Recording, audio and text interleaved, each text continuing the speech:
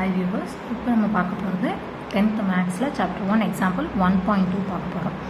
என்ன அப்படின்னா if a cross b Cartesian product of a and b கொடுத்துட்டாங்க, then find ஏங்கிறதுல என்ன எலமெண்ட்ஸ் இருக்குது, பிங்கிற செட்டில் என்ன எலமெண்ட்ஸ் இருக்குது அப்படின்னு கேட்குறாங்க. ஓகேவா?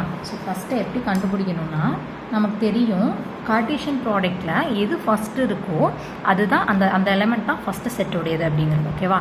ஏங்கிற செட்டு தான் ஃபஸ்ட்டு இருக்குது. ஸோ அந்த நம்பர்ஸ் வந்து ஏங்கிற ஃபஸ்ட்டு இருக்க எலமெண்ட்ஸ் வந்து ஏங்கிற செட்டுடையது. Okay, so set of all first coordinates in A cross B, அது வந்து கேபிட்டல் அதான் ஏ. ஓகேவா? Set of all second coordinates in A cross பியில் capital B. So A cross B அப்படிங்கிறது வந்து என்ன கொடுத்துருக்காங்க, 3,2 3,4 5,2 5,4.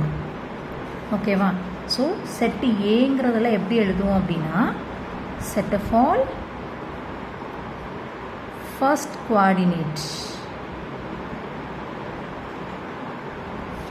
And A cross B. So first coordinate என்ன இருக்குது, 3. இங்கேயும் 3 இருக்குது. ஸோ ஒரு நம்பர் தான் நம்ம எழுதுவோம் இல்லையா? So 3.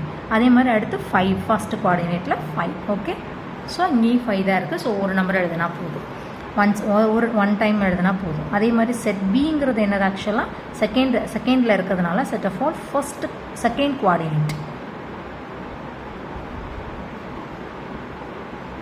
Second coordinate A cross B. ஓகேவா? ஏ ஃபஸ்ட்டு இருக்கிறதுனால ஃபஸ்ட்டு கோஆர்டினேட்டை எழுதுகிறோம், பி செகண்ட் இருக்கிறதுனால செகண்ட் கோஆர்டினேட்டை பிங்கிற செட்டுக்கு எழுதுகிறோம். ஓகே, செகண்ட் கோஆர்டினேட் என்ன இருக்குது, 2 and 4. இங்கேயும் 2 and 4 தான் இருக்குது. ஸோ ஒன் டைம் எழுதுனா போதும், 2,4. ஓகேவா? 2 and 4.